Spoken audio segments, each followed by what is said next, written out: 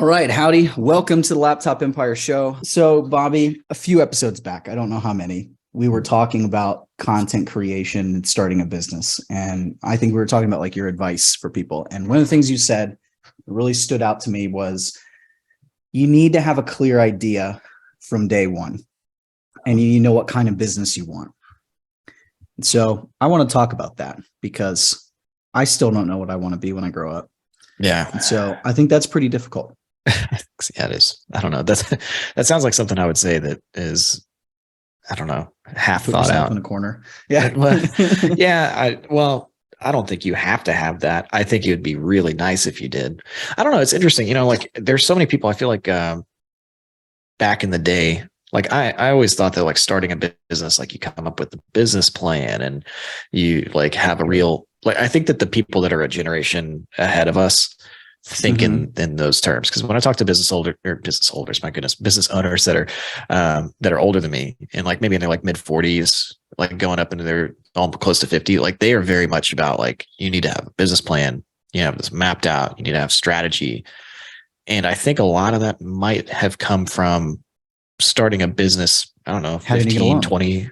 Yeah. Well, That's what it came from, having to get a loan. yeah, exactly. Yeah. It's like the structure or like the risk of starting a business. I mean, most of my friends that are business owners are dealing with equipment and like people and places to store stuff. And like, there's a lot of, it's much more difficult than an online business, at least the way that we do it. And so, yeah, it's like, there's this like focus of like, you got to have this because there's so much risk that you're taking on from day one.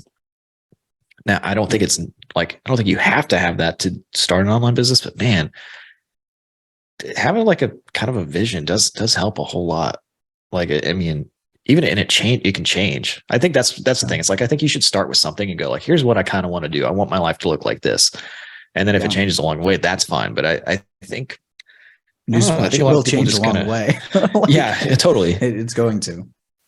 I don't know. So I don't know. Yeah, maybe I painted myself in a corner with that comment. I don't remember the context of it, but I think you need to have some kind of something, some vision as you go forward. Yeah. I don't know. Do you think you do, or do you just start stuff? I don't know. I think you have to have a general idea of where you're going, but then I think you need to just start going. I think that's the biggest thing is I don't want to say you need to know because I think that's what stops people. Like they think they have to have it all freaking figured out. Like if you're sitting here and you're like, I want to be a YouTuber, then go make some freaking YouTube videos. It doesn't matter what they're about. You don't have to know how to do keyword research. Like, you just got to go out and produce your first 100 videos. The algorithm doesn't even have a freaking clue what you're talking about until you've produced about 30 of them.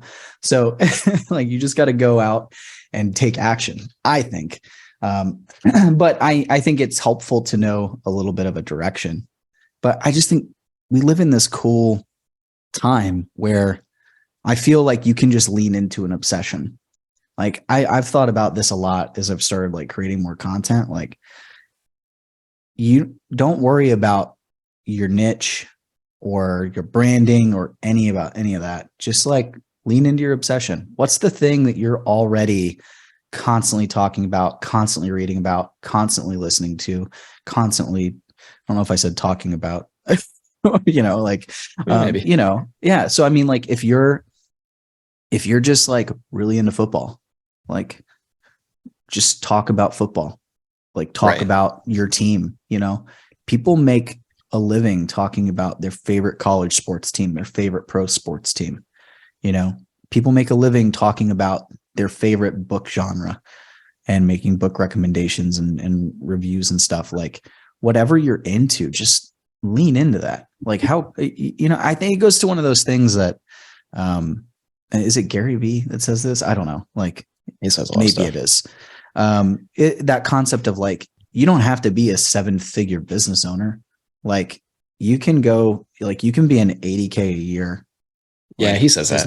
This is like if you're happy running like an $80,000 a year sports blog, like you're winning that thing. Yeah, and I'm totally agree with that. It depends on how you're wired though. Yeah. Right. Yeah. Like I make enough that I don't need to like keep pushing it, and you do too, but like I want to. So yeah. It's a curse. it's It like is it is a little bit. I feel like my big win from last year was that I'm doing a better job of unplugging so far this year, because last year we went hard, right? Yeah, we did. And I struggled with that. And I've probably said this on old podcasts before. I have a hard time unplugging.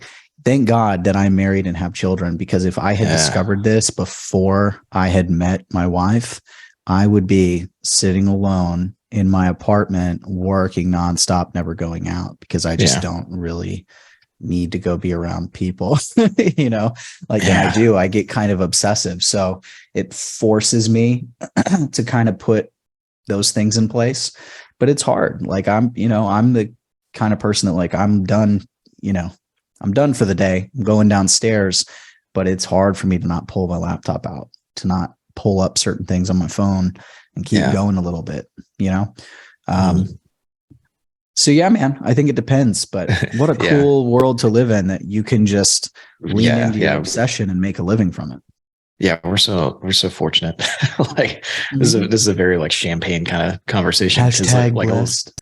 Well, I mean, it is true, man. There's so many people that, and it's honestly like we get emails all the time, like from people in other places in the world that don't have the same opportunity. It's really sad, because they're like, they want to jump into courses and they want to like do, I don't know, run Facebook ads or do whatever. Like they want to do all that stuff, but they literally cannot afford it, like, and it's not even close. So you feel bad, it's like, dang, because you get those emails a lot. Courses are interesting. Oh, you go ahead, but I got a sidebar there. Well, I didn't mean creating courses. Like they want to jump into our courses okay. Yeah. I don't know if I've any, maybe. Yeah. But yeah, I feel like I'm going down this rabbit hole of like, I keep asking myself like, okay, am I going to be happy? Like when I'm, and this is kind of dark, but it's like when I'm on my deathbed, like, am I going to be happy with what I've done so far? And the answer keeps coming back, no. And I'm like, crap. Like, all right, I got to do more. And I don't know what the end of that is. Like, I don't know,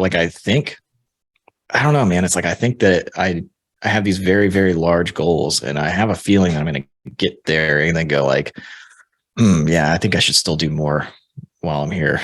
Like, so it's kind of this weird thing. It's like, I don't know if it's a good thing or a bad thing yet, but it's definitely interesting. I get that too, but it's not to me so much as the result, it's like the input. I think about Ryan Stewman and I think it was in G Code, talked about like, maybe it wasn't him, maybe it was someone else talking about the same concept, but I think it was him. He was talking about the concept of like, when you die and you're at the gates of heaven, are you showing up as the person that you were created to be? Did you realize that potential? Right.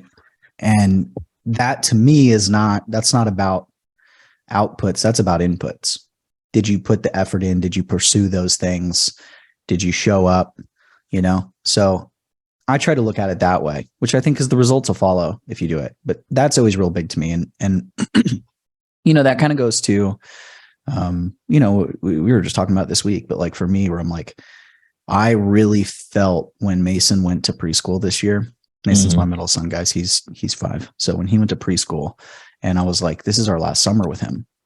And every time I would miss like go into the pool on whatever day, because I had a meeting or whatever, like that was like daggers last summer. And it was just because my son Cooper, I was home with him the whole time. And when he went to school, it was like, I needed it. It was like a relief, cause like I was still just trying to get to where we are. And, but with Mason and then, my daughter's about to turn 3, it's like, we don't have any more kids. So it's like, I feel that clock ticking now, like, okay, the babiness is like gone. So I've been feeling that more. So like that's always a big thing I'm thinking about. It's like, yeah, are you doing it right? Like I'm thinking about like, am I showing up enough with the kids, and I think the hard part is that, and at least one of the things I'm trying to grapple with, I don't think it's about like an excessive amount of time, because the reality is like your kids don't want you around them all the time. Yeah, no, my kid was like pushing me off of them this morning. I was like, yeah, they want to do other stuff, but it's about, hey, do you want to play Monopoly deal with me. Hell yeah, let's do it. Right. Hey, we help me build this Lego set. I'm in. Can we make smoothies? I don't know. Do we have the stuff? Like, let's do it. Do we, you know, Right. s'mores, whatever. Like, it's just kind of saying yes to those things. I think about, I'm trying to think of his name. Is it Jesse? Who's the guy? He owns a basketball team. His wife owns Spanx. Jesse, yeah. God, they're wildly Itzler? rich. I remember seeing their house. Yeah. They have And they have a hot air balloon in their backyard. FYI, I don't know if you've seen their she crib she episode. owns Spanx, and he owns an NBA team Yeah. and a bunch of other stuff. Like, he started off as like a rapper, and then it's just crazy. But he talks about, like, his thing is, I won't say no to my kids when it comes to like spending time together. That's his rule in his business. Now they're at a level where I think that's probably a little easier than when you're hustling. But so yeah, I don't know, man. I just try to, I'm very self-critical. So I constantly am saying, no, I'm not living up to it. But I also think that, like, that's one of those traits of successful entrepreneurs, right? It's like, they think that they can do stuff other people don't believe is possible. And then, they're very self-critical. And so, which I think it's kind of like that incredible confidence, incredible, like, inadequacy. Like, it's that conundrum there, but I feel like that mix makes a good entrepreneur. Yeah.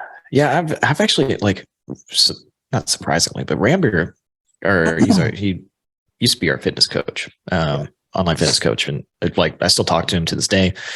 We did a podcast the other day together, and like, he talks about this concept, and I think it's very Zen, but it's actually made a big impact on me. It's like, I have been thinking about things like, instead of feeling bad about something, like, if I didn't do that or this didn't go well, it's like, it's not bad. It just is, like, it's just very, I don't know. It's like, I've been thinking about that a lot, instead of, like, cause I beat myself up a lot too about things, but now I'm kind of just like, I think it's like just a good tool to use sometimes when it's like, man, time's slipping away or whatever. It's like, well, it's not bad and it's not good. It's just how it is, like, that's just, it's a very, a very freeing thing. Or maybe I'm just pushing those feelings off until later. I'll deal with them at some other time. I don't know. But that's been helpful. And it's a good concept for weight loss too. It's like, oh man, instead of like feeling bad, like, I just had this like cheeseburger with fries and a shake. It's like, it's not bad. It just is like, I did it and it's fine. It's not bad or good. Yeah. So it goes back to that concept we talked about a while back of, like, you can't let one thing going wrong unravel everything else. You can't let one bad day turn into 3 bad days. Yeah. Like, you got to cut it off at one. You just own it and then you move on. You go, okay, I'm going to improve the next day. But yeah, man. So I don't remember how we got to this stuff. I don't either. We were talking about, do you need a plan? Oh, I will go back to that. So I do, like, when you start out, I think it depends on what kind of business you sort of, or maybe it's like the level that you're currently playing in, because that is something I heard this quote one time. That's where true. It's like, it's like, you never like master business. You just unlock new doors in the rooms that you walk into. People are richer.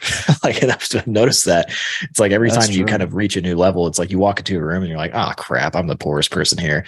And then you do really well and you get to the next room. It's like, ah, crap, I'm the poorest person here again. Like, but what I've noticed, like, you get to a level, especially in doing the online business stuff, or really any business, where it's like, all of a sudden you have to have some strategy, or you're just going to get rolled over by your competitors. Cause there's other people that are super competitive, and they're like, they want to, like, there's this weird thing in business where people like are friendly to each other, but they want to take each other out too. And they'll come, like, they can literally like do things, like if they rank and higher in Google or something, like they can take food off the table for your family. It's like, it's a weird thing. And so, like, I've kind of noticed, like, as I've progressed through different levels of just like business and like just strategy and stuff, it's like, you have to have a vision and you have to have like some kind of plan, or you're just going to get steamrolled by these other people out there. Not to like intimidate anybody that wants to jump in the business. Like, you can also steamroll other people, and that's sort of weirdly fun too. But like, that's when you first start out, and like, if you're just doing like influencer marketing or I don't know, like you just want to make like 10 grand a month and like just be a solopreneur, like you don't really have to worry about that as much because like there's not a whole lot of things that other competitors can do to you to like take food off your table.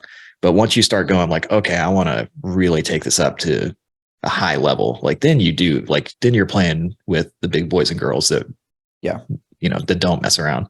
So I think maybe that's what I meant by like, you need to have like a strategy or a vision, like, because that's kind of the point that I'm getting to with some of the things that we're doing now. It's like, holy crap, you got to really think through this stuff and think through like, how could somebody take you out?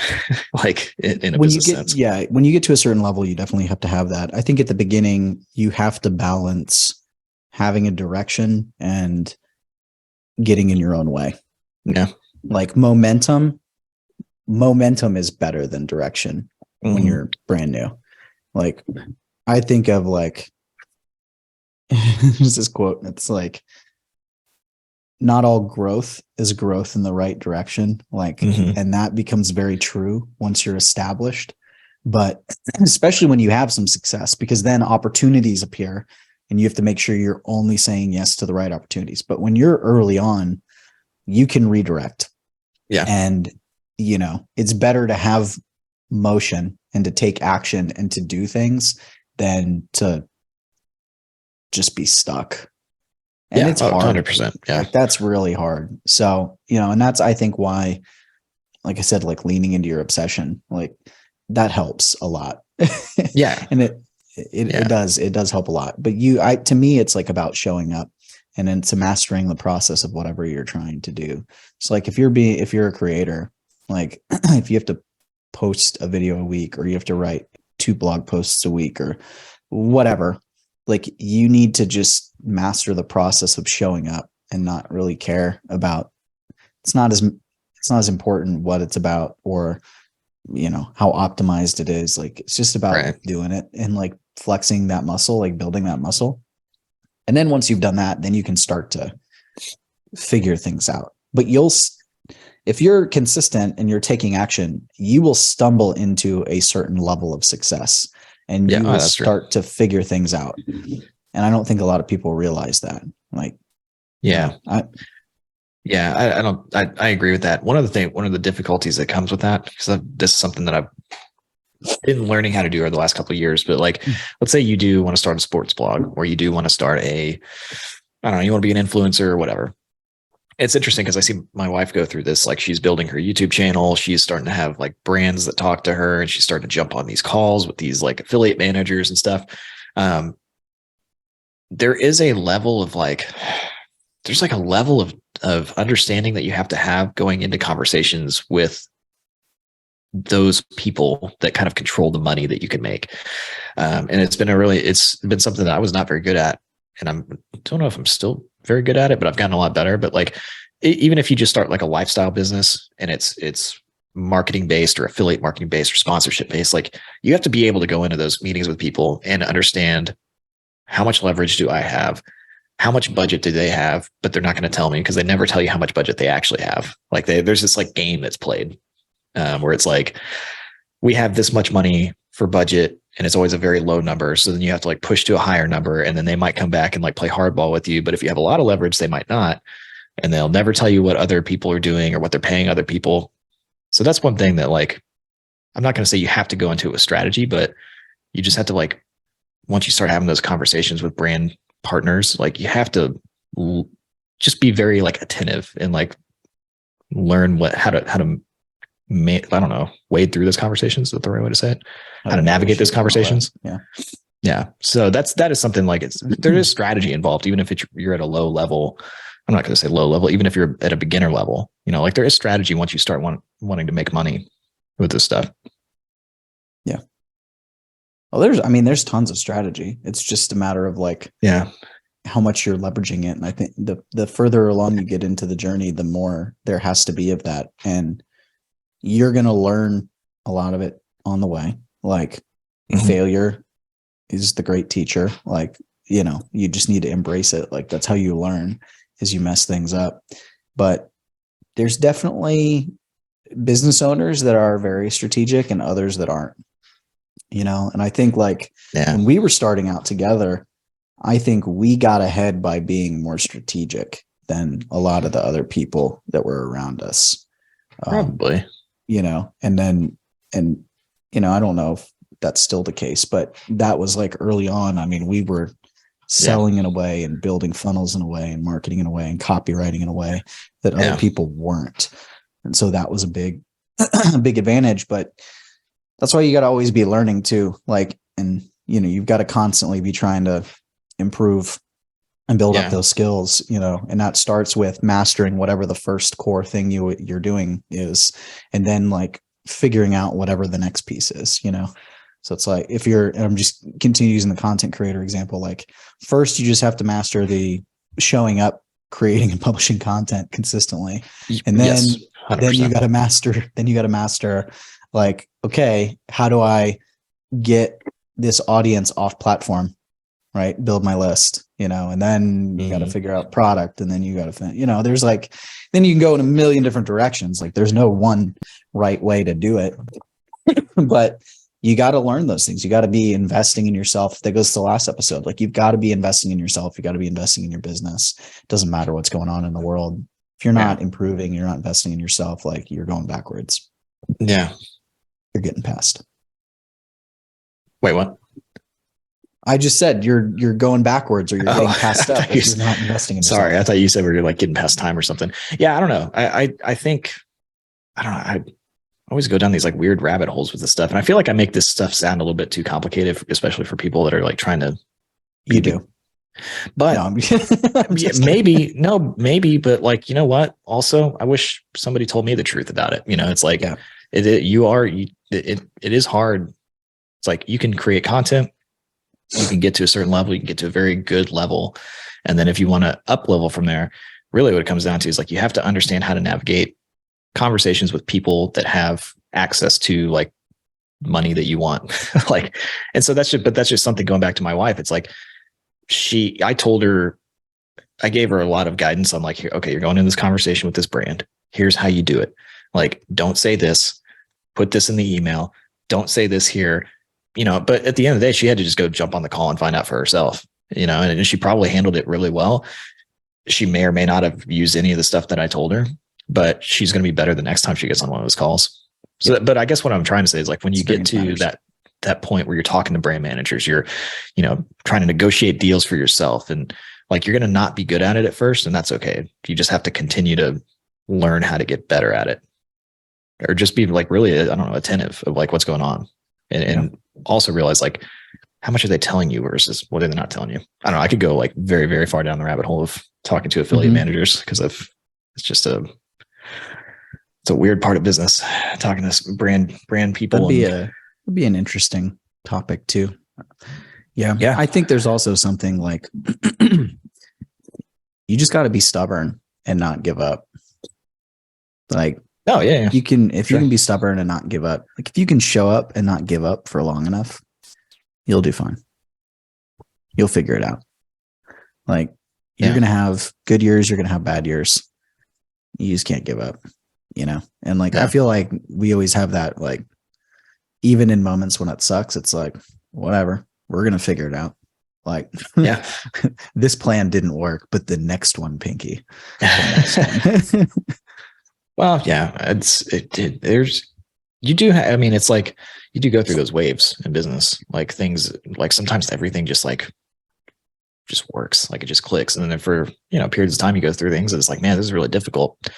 But I think it's still better than like working some crappy job that you don't want to work. Like, I'd rather struggle. I'd rather like just have like, I don't know, there's like some months where you're just like, God, man, nothing is going right.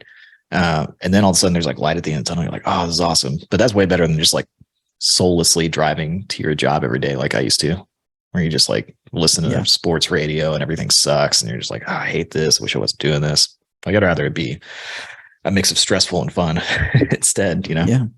Yeah. Well, and it goes back to like we were talking about earlier, you know, I was mentioning about like how I think about a lot about like how I'm showing up with the kids and like that kind of stuff. It's a hell of a lot easier to show up for the kids when you're the boss. You know, it's a lot easier when it's a snow day and I can go down and have lunch with them, or, you know, take a break in the middle of the day to play a game, you know, versus being at work. So you got that going too. Even Yeah. if you're listening and you're not a parent, like that stuff matters eventually. Yeah. Yeah. It's a wild ride. It's fun though. Yeah. Then you got to learn about taxes and Nah, you just push it off.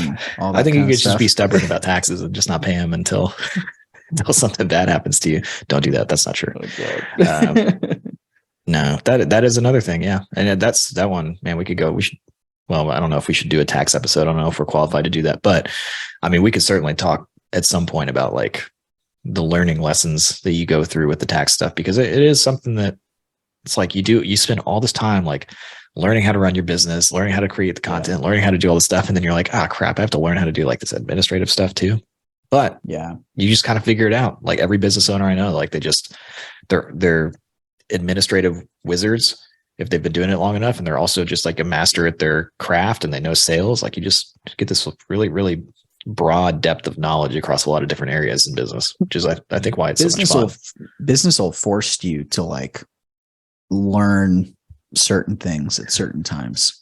Yeah. Like it just kind of pushes you into these areas. But yeah, man, one of my favorite conversations to have is like when I'm talking to a new client that's usually some sort of coach, and they're like, oh, I'm really good at what I do and I've got a great business, but I just am not a numbers person. I don't want to be in the numbers. And I'm like, well, I hope you like where you're at today, because you will never go a step further if you don't learn to love the numbers and measure your analytics, because if you don't know your numbers, you're not growing. Like it's just, you wonder why you're here talking to me. Like it's, they don't want to hear that, but that's all it is. Like I'm just showing you how to look at the numbers and figure out which levers to pull.